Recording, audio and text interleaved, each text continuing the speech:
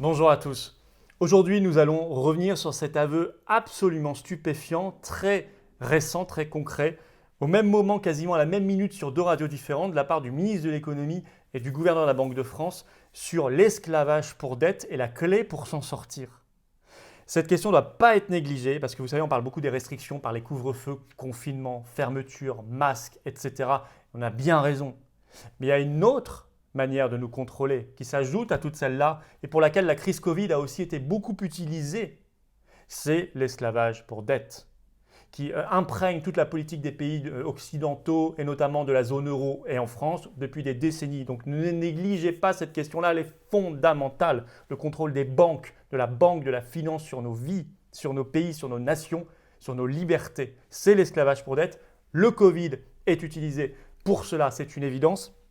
Mais l'aveu a été fait. Et la clé qui va nous renforcer dans notre combat et nos batailles, elle est là, elle a été donnée, expliquée au grand jour. À nous maintenant de faire le boulot. Et le boulot, on le fait. Avant de revenir très précisément sur cette question de l'esclavage pour dette et nos propositions très concrètes, eh bien voici la liste des rassemblements organisés par les patriotes encore une fois cette semaine. Bravo à tout le monde contre la coronafolie pour notre liberté au sens large et pour la France. Je reviendrai en fin de vidéo sur les adresses précises. Mais d'ores et déjà, sachez qu'il y a donc Paris ce jeudi 17 décembre à partir de 17h45, toujours place Pierre-Laroque, j'y serai, vous soyez très nombreux, c'est ouvert aux adhérents patriotes et à tout le monde, voilà, évidemment.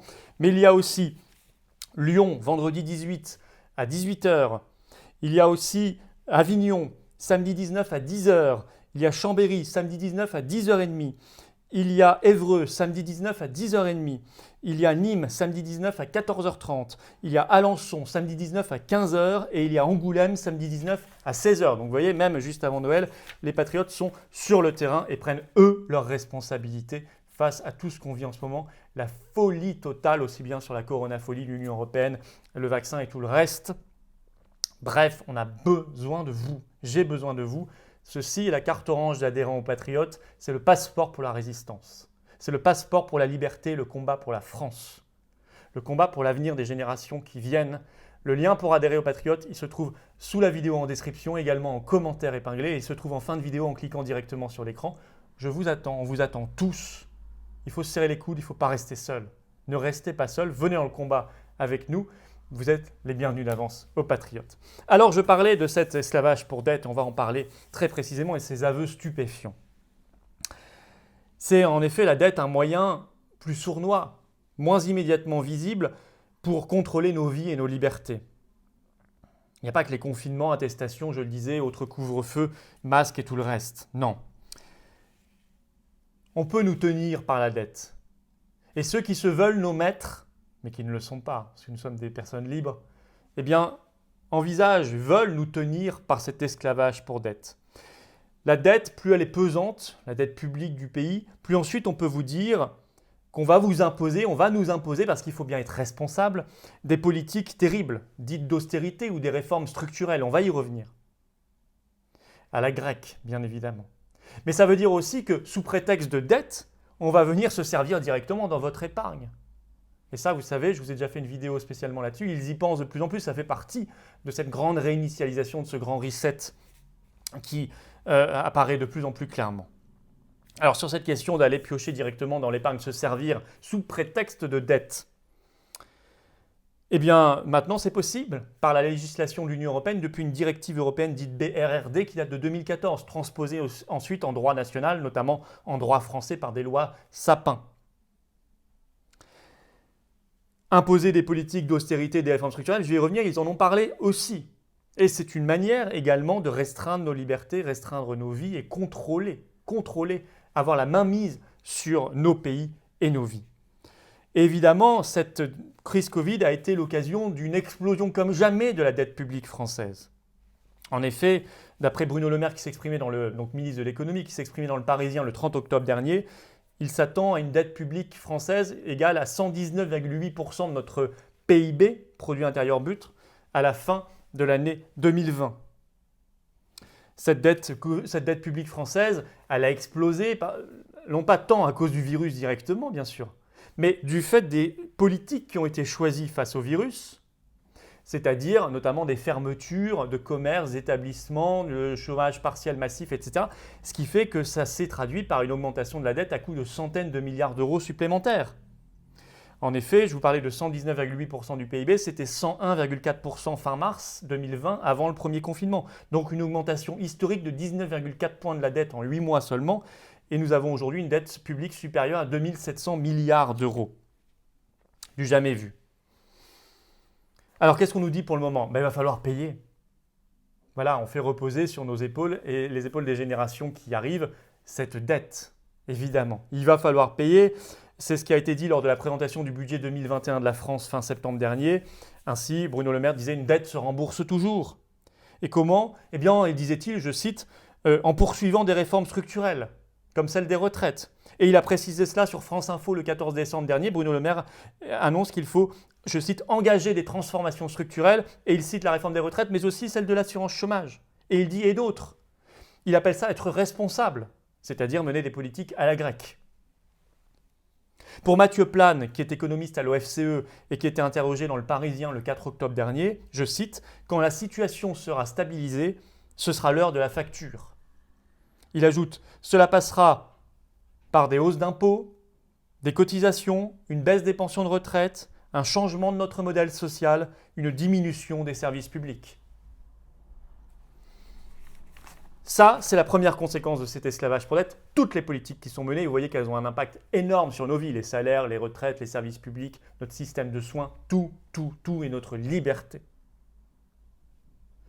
Mais le deuxième effet, je vous l'ai dit, de cet esclavage pour dette, c'est d'aller piocher directement dans l'épargne. Je n'y reviens pas, je vous ai expliqué le chemin que ça a pris, directive européenne, puis loi française, qui maintenant rend possible ce qu'ils ont fait à Chypre en 2013, par exemple. Mais c'est là qu'intervient un aveu incroyable, coup sur coup.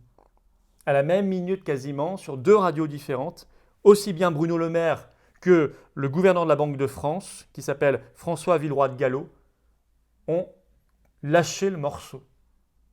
On dit la vérité. Je vais vous citer précisément ce qu'ils ont dit. Ils ont dit tout simplement qu'on pourrait effectivement alléger considérablement ce fardeau de la dette. Que cet esclavage pour dette, c'est un choix politique et idéologique, pas une contrainte qu'on subit comme ça, tombée du ciel, comme la foudre ou la tempête. Non, ce n'est pas un phénomène naturel, c'est un phénomène politique et idéologique. C'est le sens de leur aveu. Alors d'abord sur France Inter le 14 décembre, donc le gouverneur de la Banque de France, François Villeroy de Galhau, déclare, je cite, « L'annulation de la dette détenue par la Banque centrale, ce n'est pas possible. Pour une raison simple, ajoute-t-il, quand nous avons signé le traité créant l'euro, nous avons dit que ce serait interdit d'annuler ce type de dette et il n'y aura aucun consensus pour modifier ce traité. » Il ajoute « Ça voudrait dire pour la France sortir de l'euro. » Je crois que cette phrase, elle est parfaite. Je suis d'ailleurs totalement d'accord. On n'en tire pas les mêmes conséquences, bien sûr. Mais je suis d'accord. Bien sûr que c'est un choix politique. Ça vient notamment... Ça a été consolidé, cadenassé par ces traités qui ont créé l'euro et effectivement on ne peut pas les modifier parce qu'il faudrait l'unanimité des États membres, donc on ne peut pas le faire et donc la solution pour la France, comme il le dit à la fin, c'est de sortir de l'euro, c'est-à-dire de sortir de l'Union européenne. On ne peut pas sortir que de l'euro, il faut sortir aussi de l'Union européenne, ce qui sera d'ailleurs une bonne chose, je vous l'ai déjà expliqué. Cet aveu est incroyable. Au même moment sur France Info, toujours le 14 décembre, presque à la même minute, le ministre de l'économie Bruno Le Maire, je le cite, « Quand on dit on ne va pas rembourser notre dette, on ne va pas respecter les traités européens. Alors, dans ce cas, on doit dire qu'on sort de l'Union européenne. Mais la France honorera sa signature. » Même aveu, la France va honorer sa signature sur les traités européens et si on dit cela, on doit quitter l'euro et l'Union européenne. Je suis d'accord. Or, notre dette détenue par la Banque centrale, elle représente le quart de la dette. Presque 700 milliards d'euros de fardeau en trop. Alors quand vous entendez, attention, des Arnaud Montebourg, des Jean-Luc Mélenchon tout récemment, qui disent la même chose, qu'on peut annuler cette partie de la dette très facilement, mais qui en même temps refusent de sortir de l'Union européenne et de l'euro, refusent le Frexit, alors il y a au mieux une incohérence, une ignorance, si on est gentil, beaucoup plus certainement une hypocrisie et un mensonge terrible. Je cite Jean-Luc Mélenchon sur BFM TV le 13 décembre qui disait « La Banque centrale européenne est en état de la neutraliser ». C'est un mensonge. Elle n'en a pas le droit par les traités, elle n'en a aucune volonté, l'Allemagne n'en a aucune volonté, etc., etc. Et nos dirigeants européistes comme les Macron non plus n'en ont aucune volonté, bien évidemment. En outre, autre lien intime entre notre appartenance à l'euro, l'Union européenne et ce fardeau de la dette, cet esclavage volontaire pour dette, c'est ce qui s'est passé depuis le traité de Maastricht. Dans le traité de Maastricht de 1992, on a mis, pour les pays de la zone euro, ce qu'on appelle la loi française de 1973, dite loi Pompidou-Giscard, qui fait que cette loi interdit au Trésor français, et maintenant donc pour tous au niveau de la zone euro, du fait du traité de Maastricht, eh bien, d'aller se financer directement auprès de la Banque centrale. Et donc, ils doivent s'endetter sur les marchés financiers auprès des banques. C'est d'ailleurs, puisque Valéry Giscard d'Estaing est mort récemment, c'est un point que je n'ai pas entendu lors des hommages sur son bilan. Or, il est fondamental, ce point-là, parce que il est vraiment, cette loi de 73 est vraiment un des points de départ de cet esclavage pour dette, un point d'aggravation, et a inspiré le traité de Maastricht. Et puis le lien intime entre cet esclavage pour dette et l'Union européenne, c'est la crise Covid, je vous l'ai dit, explosion de la dette, et l'Europe en profite, et notamment l'Europe en profite pour fédéraliser une partie de la dette par l'accord européen de Bruxelles du 21 juillet dernier. Je vous l'ai dit, le plan de relance Covid qui va fédéraliser pour la première fois une partie de la dette, avec en contrepartie l'impôt européen, pour rembourser tout ça. Vous voyez bien qu'on est très loin des Montebourg et Mélenchon qui peuvent faire des constats justes, mais qui, derrière, se rendent impuissants eux-mêmes, ou trompent les gens. Se trompent et trompent. Je pense qu'ils trompent plutôt. Parce que je pense qu'ils connaissent le sujet sur le fond. Alors, qu'est-ce qu'il faut faire? Il faut trancher le nœud gordien. Comme ça, d'un coup. Trancher le nœud gordien. Par le Frexit, sortir de l'euro, extrêmement important. Mais attention, il ne s'agira pas de revenir aux anciennes lois. Si on met fin aux règles de Maastricht et de l'euro parce qu'on sera sorti, il ne s'agit pas de revenir à l'équivalent de la loi de 1973 où on serait de nous encore dépendant, même au niveau français, des marchés financiers et des dettes. Non, il faudra mettre fin à tout ça, à cet esclavage pour dette. Mettre fin à cet équivalent de la loi de 1973 pour retrouver une agilité. Cesser de développer, de déployer ce piège de la dette. Alors moi, je pense qu'il faudra par ailleurs prendre des lois pendant les mesures de salut public d'exception pour emprisonner les responsables politiques dont on verra après enquête et procès qu'ils n'ont pas travaillé pour la France mais qu'ils ont travaillé pour la dette et donc pour la finance et pour la banque. Ça, c'est de la haute trahison. Et ça, sont des peines très lourdes d'emprisonnement, de bannissement. Parce que c'est une vraie trahison des intérêts français et c'est absolument terrible, sur des générations et des générations d'ailleurs. Mais là, ce qui s'est passé avec cet aveu hallucinant de Bruno Le Maire et François Villeroy de Galhau, c'est que cet aveu va nous servir, il nous sert. Il permet d'expliquer aux Français que sortir de l'Union européenne et de l'euro, non, ça n'est pas aggraver la dette, contrairement à ce qui leur a été dit dans la propagande depuis des années. C'est au contraire sortir du piège de la dette, de l'esclavage pour dette. C'est se rendre libre, c'est une libération nationale. Motif de rassemblement pour nous. Alors je vous donne maintenant les lieux précis de ces rassemblements. On va parler aussi de cette question-là parce que c'est lié au Covid et à tout le reste. Donc Paris, jeudi 17h45, place Pierre-Laroque, Paris 7. Venez. Le 18 décembre, vendredi, Lyon, 18h, 10 quai Victor Aubagneur. Nous avons également Avignon, samedi 19 décembre, 10h, devant la mairie, place de l'Horloge. Nous avons Chambéry, samedi 19 décembre, 10h30, place du Château. Nous avons Évreux, samedi 19 décembre, 10h30, place de la Poste Centrale.